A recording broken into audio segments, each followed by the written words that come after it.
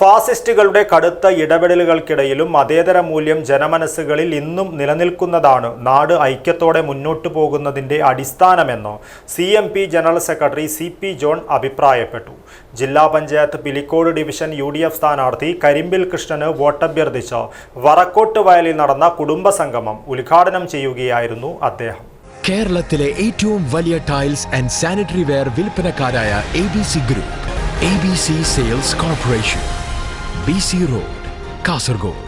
തദ്ദേശ തിരഞ്ഞെടുപ്പിനെ ജനങ്ങൾ ഗൗരവത്തോടെ കാണുന്നുവെന്നത് അതിന്റെ പ്രാധാന്യവും അധികാരവും മനസ്സിലാക്കിയാണെന്ന് CP ജോൺ പറഞ്ഞു. ശബരിമലയിലെ സ്വർണം കടത്തിയ കേസിൽ ഉൾപ്പെട്ട ചിലരെ മാത്രം അറസ്റ്റ് ചെയ്തുവെന്നും ബാക്കിയുള്ള പ്രമുഖർക്കെതിരെ നടപടിയെടുക്കുവാൻ പിണറായി സർക്കാർ എന്തിനാണ് മടികാട്ടുന്നതെന്നും CP ജോൺ ചോദിച്ചു.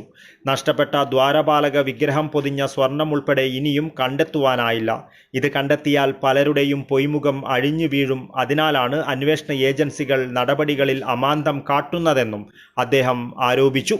കുടുംബയോഗത്തിൽ MP മനോഹരൻ അധ്യക്ഷത വഹിച്ചു.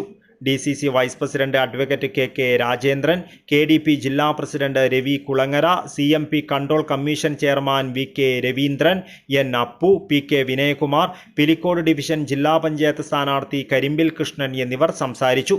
ബ്ലോക്ക് പഞ്ചായത്ത്, ഗ്രാമപഞ്ചായത്ത് സ്ഥാനാർത്ഥികളെയും CP ജോൺ കുടുംബയോഗത്തിൽ പരിചയപ്പെടുത്തി. News bureau, Cheruvathur.